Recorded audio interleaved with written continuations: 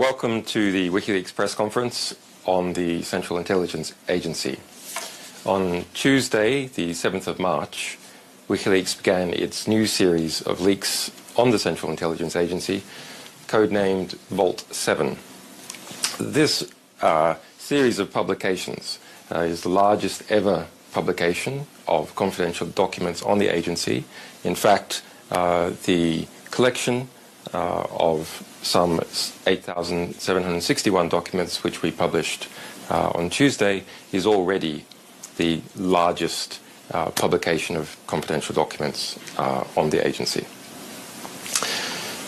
The material comes from an isolated, that means disconnected from other computer systems, top secret security network situated inside the CIA's Center for Cyber Intelligence. Now, that center is both in Virginia, but also, importantly, there is a branch hidden inside the Frankfurt consulate in Germany. We've put out some aerial shots of that and the details from our publications about how CIA officers are in Germany. We've put out some aerial shots of that and the details from our publications about how CIA officers are instructed to penetrate German customs and operate there to develop attacks and support attacks across Europe, Africa and the Middle East from the Frankfurt consulate. Now, this has already come out as a result of our earlier publications. I'll go into reactions and updates quickly, but the Central Intelligence Agency lost control of its entire cyber weapons arsenal. What do I mean by cyber weapons? Those are weaponized viruses, trojans, and malware designed to penetrate the smartphones, smart TVs, computer systems of the world, and then control them, disable them, insert information to them, extract information from them.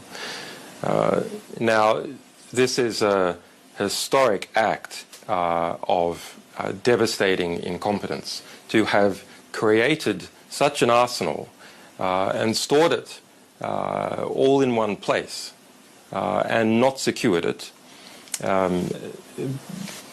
WikiLeaks discovered the material as a result of it being passed around a number of different members of the US intelligence community out of control in an unauthorized fashion. Just yesterday we've had a tip-off from a virus researcher who says that he believes that one of the viruses whose descriptions we had published that infects Apple Macintoshes, in particular their UEFI boot system, that he was attacked by that.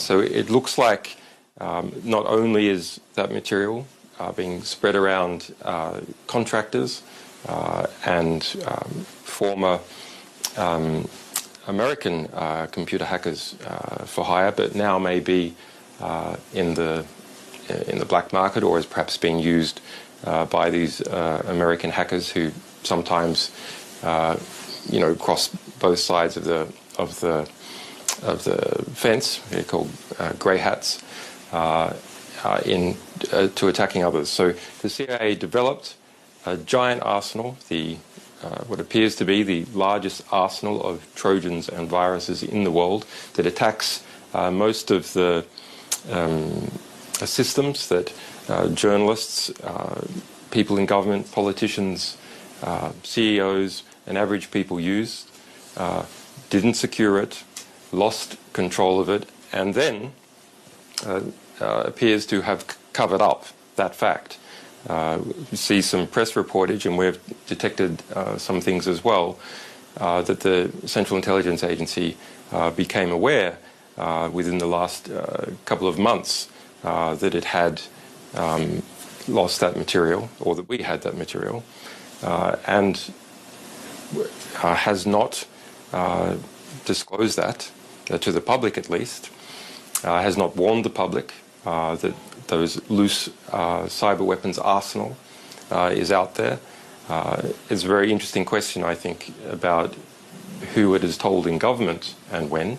Did it tell Barack Obama? Did Barack Obama conceal that during the election, after the election? Was President Donald Trump informed? And if so, why has the Central Intelligence Agency not acted with speed to come together with Apple, Microsoft, and other manufacturers to defend us all from its own weapon systems?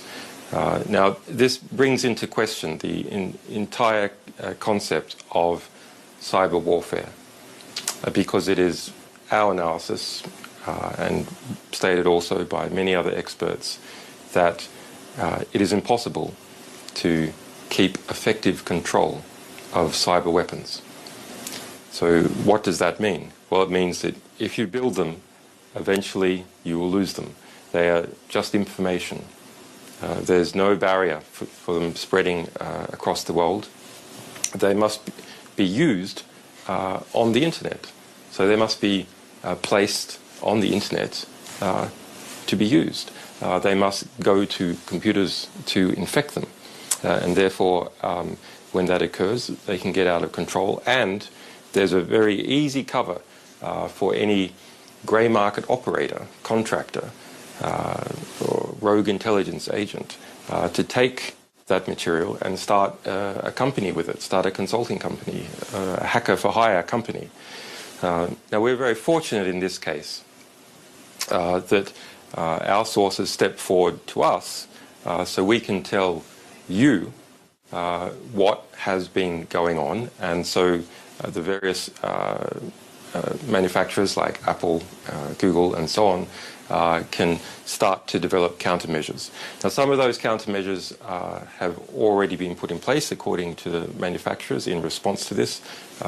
One or two virus companies also say that they have developed countermeasures. But others say that they need more information. Now, WikiLeaks has not published any cyber weapons themselves. We've published documents describing them. Why? It's fairly obvious. We don't want the journalists and people of the world and our sources being hacked using these weapons. But the problem is that with limited information about the details of how those cyber weapons operate, there is a limited ability to try and produce security fixes for iPhones, for Samsung TVs, for Android phones that are produced by Google, for Microsoft, and for Linux, because the exact technical details are not known. Now, WikiLeaks has a lot more information on what has been going on with the cyber weapons program. And so I want to announce today that after considering what we think is the best way to proceed and hearing these calls from some of the manufacturers, we have decided to work with them to give them some exclusive access to the additional technical details we have so that fixes can be developed and pushed out so people can be secured. And then once this material is effectively disarmed by us, by removing critical components, we will publish additional details about what has been occurring. Now, I want to draw attention to a statement that the president of Microsoft has put out. And this is something that we have been working on as well, and that a great many others have been calling for. So here is the quote. Just as the Fourth Geneva Convention has long protected civilians in times of war, we now need a digital Geneva Convention that will commit governments to protecting civilians from nation-state attacks in times of peace. And just as the Fourth Geneva Convention recognized that the protection of civilians required the active involvement of the Red Cross, protection against nation-state cyber attacks requires the active assistance of technology companies and companies like WikiLeaks, which can provide information about these attacks.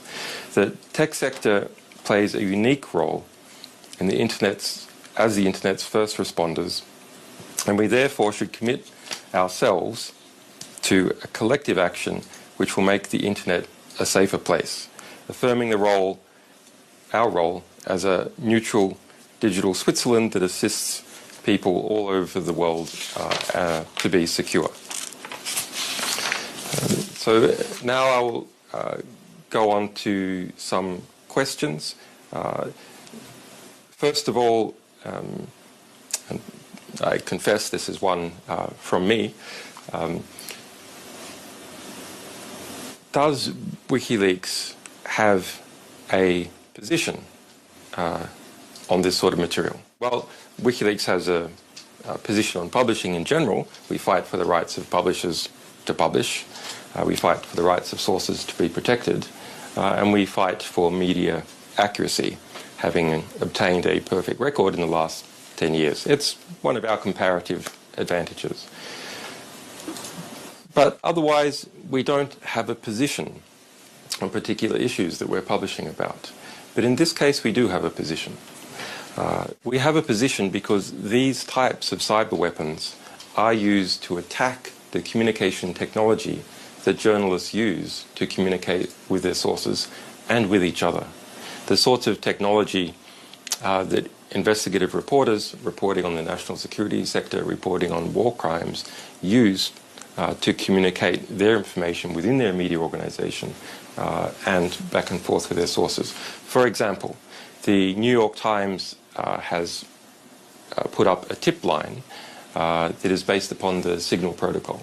Now, Signal is a good encryption system for mobile smartphones. But what's the problem? Well, if you control the smartphones, it doesn't matter how good the encryption system is. So Signal and Telegram, from that perspective, can simply be bypassed by attacking the endpoints, attacking one of the telephones belonging to the source or one of the telephones belonging to the journalist. And the New York Times has a central tip line, one phone, that all its tips go to for the Signal protocol. And of course, that phone can be hacked. It doesn't matter what the security system is. As a result, you see the numbers coming into it, and you see the messages exchanged. So WikiLeaks does have a position.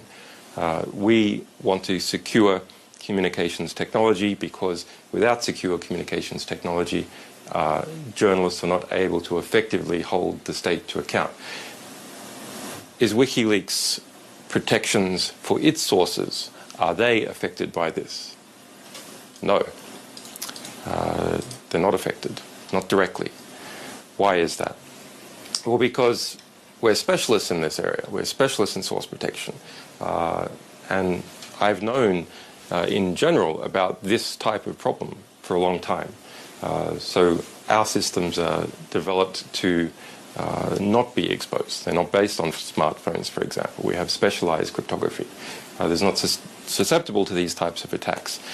On the other hand, are our lawyers susceptible to these types of attacks? Yes, they are. A lot of them are susceptible to these types of attacks. Are our key security staff? No, because we understand that. But we want to protect all our staff and the rights of journalists and sources to communicate effectively. Okay, so that's my question. Now I go into the others. It's a question from CNN. As long as these are overseas targets, isn't it legal for the CIA to do this? Well, first of all, I just like to, it's a legally important question in the United States, but there are many questions that might be asked by CNN. One that seems to defend the interests of the CIA, I think, is a bit problematic, has been the first question to ask. Well, the answer is this. unfortunately, the CIA does have a history of attacking not only the political parties operating overseas. We just published how the Central Intelligence Agency issued instructions to its staff to penetrate the last French election cycle in 2012, last French presidential election. It has a habit of behaving badly inside the United States as well. Now, that's an extensive habit going on for years. Most recently, in 2014, the CIA was denounced by the US Senate Intelligence Committee because it had hacked their investigation in Congress into the CIA torture program and had used its hackers to retrieve documents that the Senate Intelligence Committee had, evidencing what the Central Intelligence Agency did in terms of torture. Why did it do that? Well, it's given various excuses. The answer probably is because it perceived that that information would be a threat to itself as an institution. This is how institutions behave, especially intelligence institutions. The CIA is the largest intelligence agency in the world by budgetary expenditure, and of course it wants to maximize its own institutional power, and key individuals also want to defend their programs or increase their roles, get themselves into a position where they can cash out and go to work for defense contractors. What about WikiLeaks material in the first part of Alt 7? Does it demonstrate the CIA hacking targets within the United States? That's an interesting question. The answer is not no. There are more than 22,000 IP addresses that we have detected, internet addresses, that correspond to computer systems within the United States. Now, one of the large research projects that we have underway is how many of those systems are attack systems that are used to relay and pass attacks from the CIA out into the rest of the world, and how many of those are intermediary victims, that is, say, an internet service provider which is hacked in order to create an attack somewhere else, overseas, and how many are direct victims, how many correspond to, say, a visitor to the United States from a foreign country, how many correspond to joint operations between the CIA and FBI, with the CIA providing technical support, etc. So it's a complex question that is not yet resolved, but there are more than 22,000 IP addresses corresponding to CIA activities in the United States.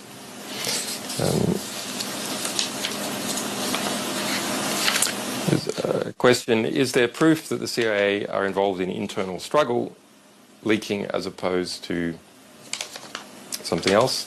Well, we can't comment directly on sourcing. As someone who's studied the behavior for many years of intelligence agencies in different countries, it is an unusual time in the United States to see an intelligence agency so prominently involved in domestic politics. Now, as a sort of level of principle, that's quite problematic. There are arguments on the other side that obviously if there's an extreme government, then perhaps that does call for illegal behavior by an intelligence agency. We don't have an opinion on whether that is the case yet or not in the United States. WikiLeaks is, I guess, intellectually intrigued to see this conflict occurring because it does tend to generate whistleblowers and sources on both sides of the equation.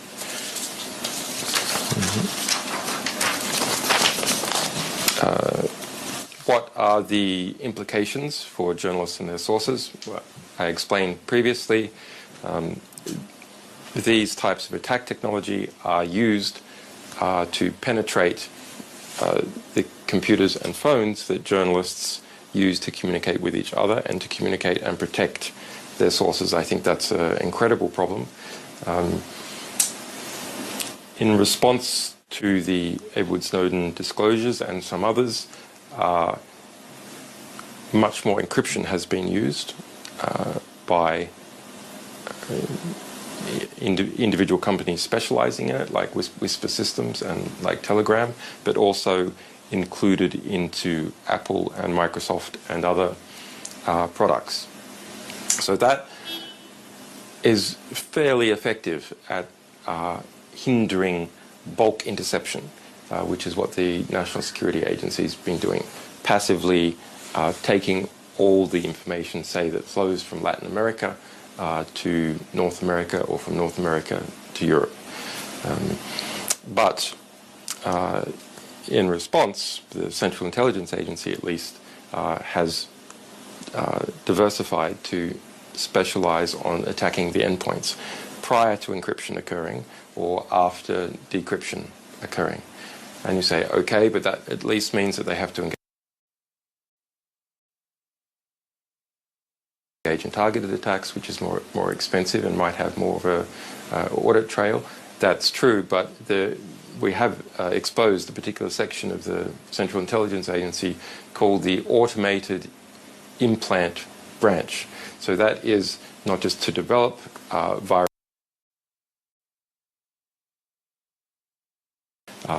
to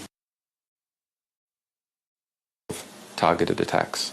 They're automated enough, they start to approach the level of bulk passive interception. We're not there yet for most countries, but we are shifting significantly away from one CIA officer directing one hacker who attacks one target. Rather, we're seeing systems developed and whole branches of the Central Intelligence Agency to automate attacks and infestations of CIA malware into targets. How do these practices by the CIA impact on members of the general public, Android phones, iPhones, Samsung TVs, etc.? Well, in a number of ways. So you might think, as a member of the kind of average person, well, is the CIA interested in you? We have this problem that increasing automation of these attacks means that the interest may not have to be that high. You might know someone who, say, works for the French government, who will be the target of such an attack because they're involved in decision-making about large French exports. And we published a previous document showing how the ODNI, that's the oversight body for all intelligence agencies, instructed the CIA to try and get hold of every single French contract valued at over $200 million. Similarly, in the information we revealed about CIA attacks on the French political parties, there was 2 instructions to try and determine whether French political parties would try and go for a more German-oriented economic policy of increasing exports. Now, presumably what's going on is that the Central Intelligence Agency and the ODNI, through who they tend to be involved in contracting, is close to organizations, say, like Boeing, and then wants to assist Boeing in unfair competition, say, against Airbus, which the French have a stake in. The question about reductions. WikiLeaks has often stated that it only reducts in exceptional cases. Well, there's been a lot of false reportage about what our redaction policy is.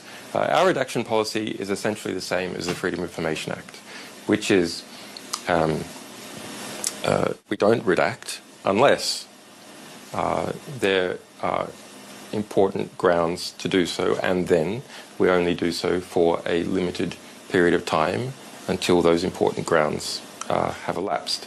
In this particular case, We redacted some 78,000 pieces of information for Vault 7 Part 1. That information corresponds, as I said before, to IP addresses of targets and attack machines. Well, why did we redact that? Well, because we're in this we want to investigate which ones are targets, which ones are attack machines, which ones were victims that were attacked to get a placehold to make another attack. And if we publish them all immediately, it'll be harder to create that investigation. What is the time period that these publications relate to? The time period is 2013 to 2016 for the Part 1 publication that we published on Tuesday. Other material in Vault 7 is also recent, and there is some older material. Interestingly, one of the key systems, attack systems developed by the Central Intelligence Agency, which affects multiple computer types at once, is called Hive. And if you look carefully, you will see that in our publications on Tuesday, there's a reference to Hive being first started more than a decade ago. So the CIA has been involved in this for quite a long period of time, gradually expanding its capacity as it managed to get budgetary and political preeminence over its chief bureaucratic and budgetary rival, the National Security Agency. So that's a very interesting story about the conflict between these two rival agencies over time, with a CIA budget that used to be smaller than the national security budget and is now something like 1.5 times the size of the national security budget. As a result, the CIA has been able to build its own drone air force and massively expand its hacking operation, so it doesn't need to ask the National Security Agency for favors. And of course, if you ask someone for a favor can be asked back, but also a lot of the operations that the CIA conducts are a bit questionable. For example, that operation conducted against the Senate Intelligence Committee. Now, if the CIA had no capacity of its own, it would have had to ask the National Security Agency to provide it with hackers to help it attack and try and take those CIA documents off Dianne Feinstein and her staff. Now, it wasn't able to, it didn't need to disclose that to the National Security Agency because it had the capacities to do it itself. And the National Security Agency, having been, especially after the Edward Snowden publications in 2013, has far more oversight and accountability for its digital operations than the Central Intelligence Agency does. It's a real question whether in practice there can be meaningful oversight. I don't think there can be. I think it's an illusion that there can be meaningful oversight, although one has to try, because you can't unoccupied, because it will simply, the bureaucratic organization will simply expand into that regulatory ground and occupy it. So why can't the CIA's hacking operations be effectively regulated? Well, they're done in secret. It's arcane, complex technology. And look what has happened with the CIA loss of control over its entire cyber weapons arsenal. So if the CIA, which is certainly is highly motivated to try and keep control of its cyber weapons arsenal, if it can't even control its entire cyber weapons arsenal because information can flow without oversight, then what is the chance that it can control how that arsenal is used? It can't. There's absolutely nothing to stop a random CIA officer or contractor or liaison agent working for the British using that technology against whoever they like, for whatever personal reasons they like. The technology is designed to be unaccountable. It's designed to be untraceable. It's designed to hide itself. It's designed to remove traces of its activity. It's designed to throw off people looking to see where there are fingerprints that might demonstrate who authored that technology. And that is done by collecting viruses and malware from mafia and various groups in other states and assembling them. That's something that we published, that there's a whole section of the CIA working on something called Umbrage, which is designed to do that.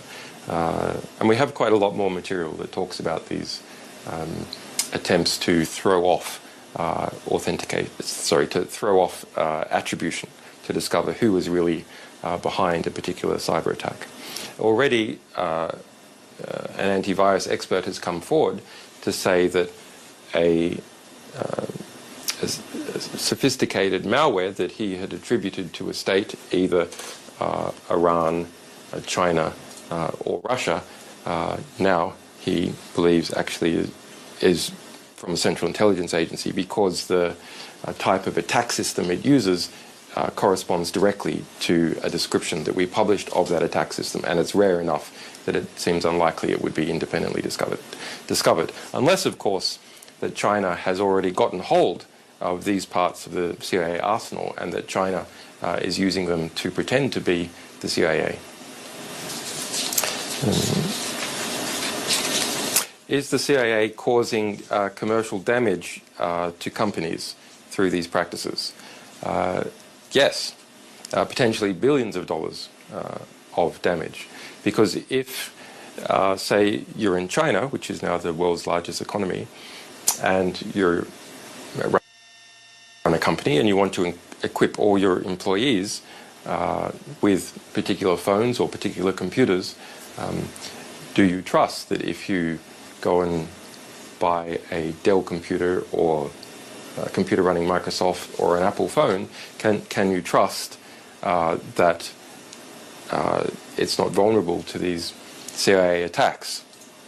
Well, because Apple and Dell and so on are all based in the United States, when it's understood that the US government is breaching previous promises that it has made, which is to tell US industry about these vulnerabilities, then it starts to look like that the US government and US industry is in cahoots, and then you can't trust any exports from the United States. So one report just at the time of the Edward Snowden revelations suggested that that practice by the National Security Agency of imperiling US industry would cost $40 billion in exports.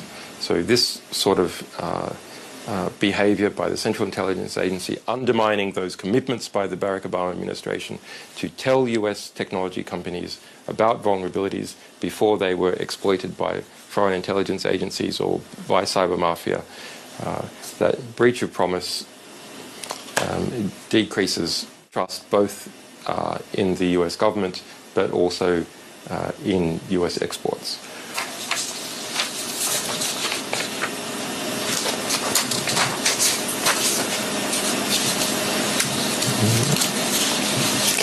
What is the role of the US consulate in Frankfurt? At the US consulate in Frankfurt, our publications reveal, is a CIA hacker base that people go there from the Central Intelligence Agency. They're given instructions about how to get past German customs, and they operate out of that hacker base to attack targets within Europe, within Africa, and within the Middle East. If you look at the consulate, that's quite remarkable. It's an enormous complex. There was something like 2,000 people working there. They're not all computer hackers. They're presumably other elements of the Central Intelligence Agency and some genuine consular work. But the German press is quite concerned about it, and the chief prosecutor of Germany, who corresponds in some ways to the US Attorney General, it being an equivalent position. His name is Peter Frank, and he announced yesterday that the German government is conducting a preliminary investigation to see if it will launch a major probe into the activities being conducted out of that consulate, and also more broadly whether people in Germany are being attacked by the Central Intelligence Agency.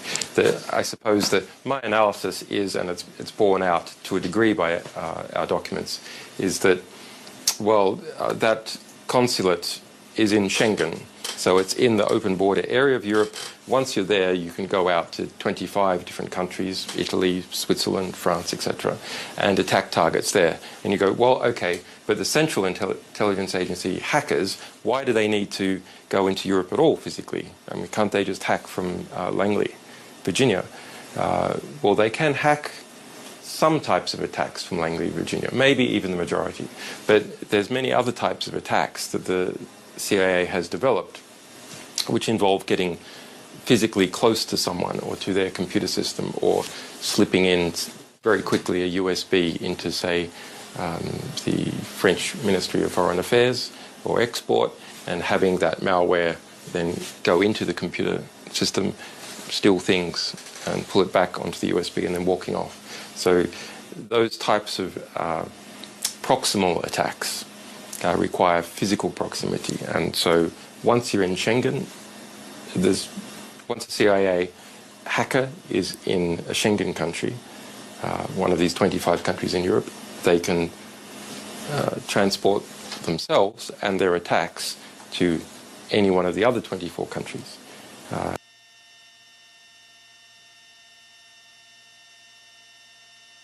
And that the Frankfurt and the Wiesbaden area has a history of supporting a number of different US bases, military bases, and bases that are used for intelligence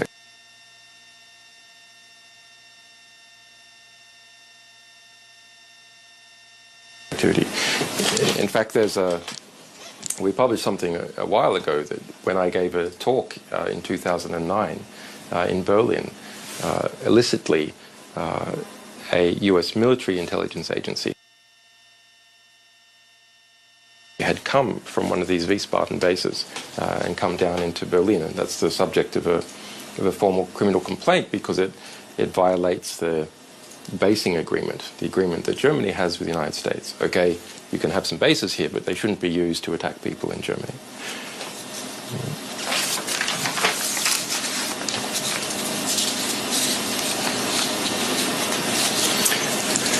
How do the ability of the CIA to penetrate high security networks not connected to the internet?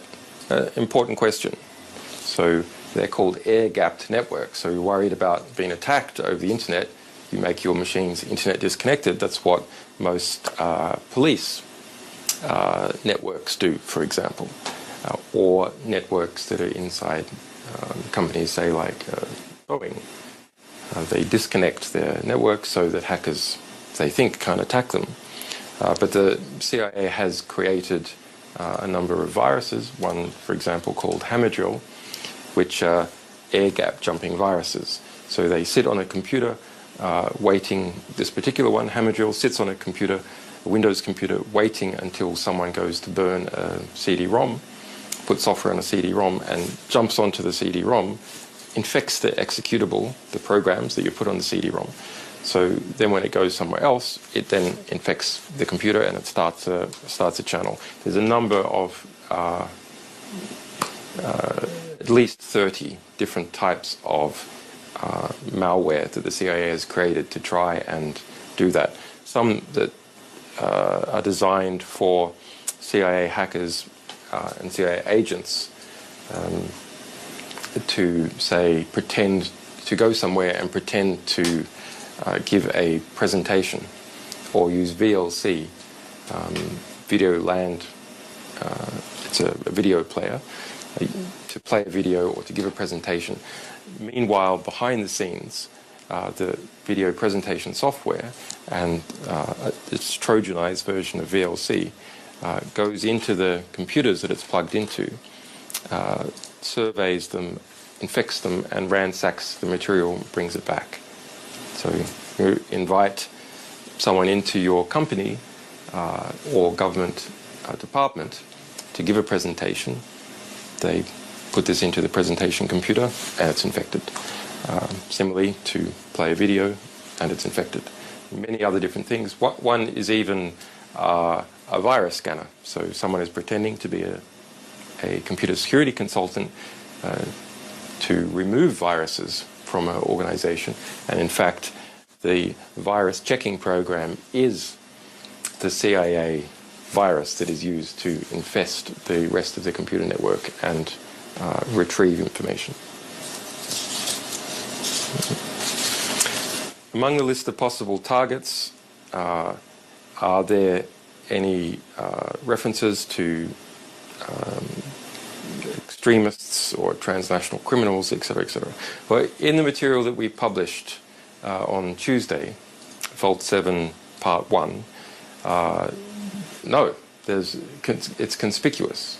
There's no reference to terrorism. There's no reference to extremists. There are references to many other target types. For example, liaison agents. So allied intelligence agencies speak to the Central Intelligence Agency. And the CIA has developed a menu of frequent attacks that include attacking the liaison officers coming presumably from GCHQ or the DGSE, which is a French intelligence agency, who think that they are cooperating with the CIA, but really the CIA is infesting the liaison agent. So they're all there in a menu called fine dining. It's a list which is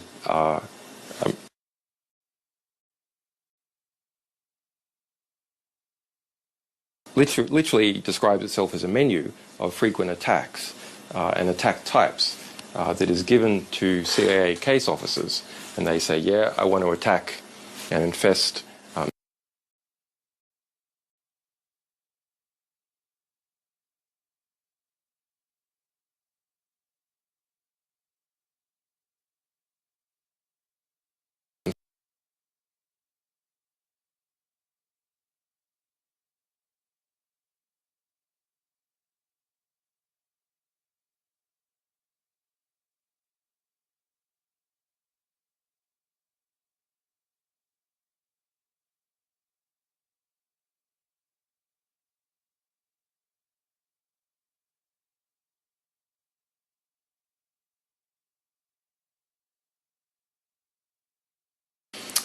something like a third of the entire US intelligence budget is described as countering various forms of extremism.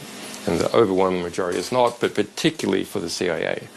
The vast majority of expenditure and attack types are geopolitical.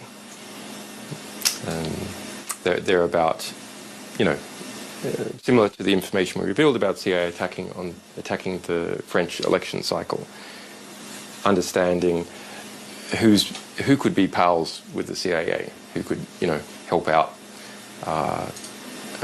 their institution in one way or another. So, for example, you spy on Airbus.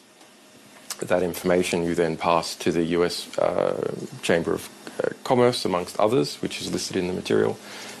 And the US Chamber of Commerce can then adjust what it is doing in order to assist Boeing. And these companies are closely connected to each other. It's not even about what is the policy that can help US industry the most or boost the US economy the most. It's about which elements of the US economy and or related intelligence organizations in the United States and outside the United States are best able to ask for favors because they have proximity. They have interpersonal proximity or they have institutional proximity.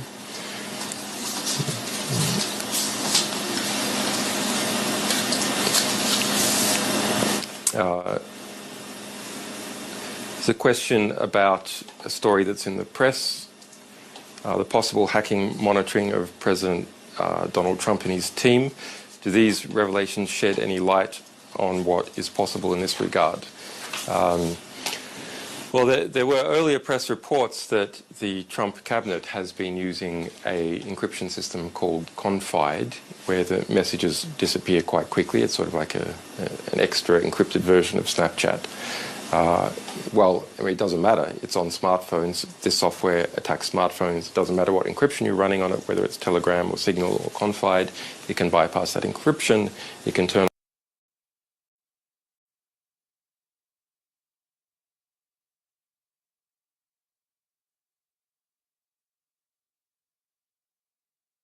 on the microphones.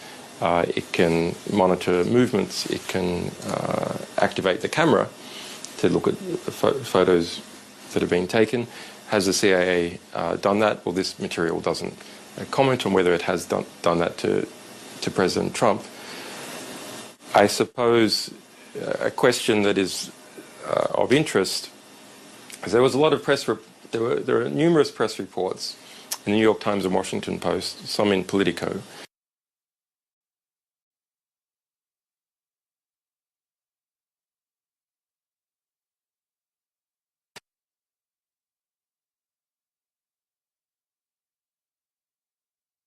team have missed. In this case, we have an extra problem, which is that we have quite a lot of exploits. That is this key attack code that we want to disarm before we think about publishing it. And to have that discussion, we're going to work with some of these manufacturers that have called for it to try and get those antidotes out there before we publish more information that can give clues to cyber mafia or other intelligence agencies on how to do this. There is a fair criticism, I think, of that methodology, and we'll watch it closely, which is that the CIA was so careless to produce this material, this enormous cyber weapons arsenal, and lose control of it at least once, and then it has spread. So does the various cyber mafia already have it? Do foreign intelligence agencies already have it? Well, I think that's a serious question. They weren't securing it very well. So it's quite possible that numerous people could have it. Also, it has spread, or appears to have spread, within a number of individuals within the US intelligence community. So how much more will it spread? I think it's quite hard to control. Even if WikiLeaks doesn't publish any of these cyber weapons, I think it is quite hard to stop the spread elsewhere, which might have already occurred. So therefore, what you want is the fastest possible antidotes. And for that to occur, the fastest way, of course, is to just publish everything. But at the moment, we're watching to see whether there is a spread, analyze what we have, work with some of the manufacturers to create antidotes to these weapons. Another question: why is WikiLeaks focusing only on problems from the United States? Well, that's not true. We've published just in the last few months very significant collections of materials from Germany, from Turkey. In fact, in response to our Turkish publications, the Turkish government put 7 Turkish journalists who had reported on our publications into prison. A very serious situation. One of those Turkish journalists is fortunate enough that he was a foreign correspondent for Die Zeit, which is a German newspaper, and so he's getting a bit of support from Germany, but the other 6 are in a serious situation, completely outrageous that they're simply reporting on what we published. And the Turkish government, Erdogan's government, has abused concerns about the coup that occurred a few months ago to crack down on reporting about corruption. In this case, the emails that were from Erdogan's son-in-law, who was the Minister for Energy, and that's what we published. You can look them up, Barat's box. On Russia and China, we have published hundreds of thousands of things.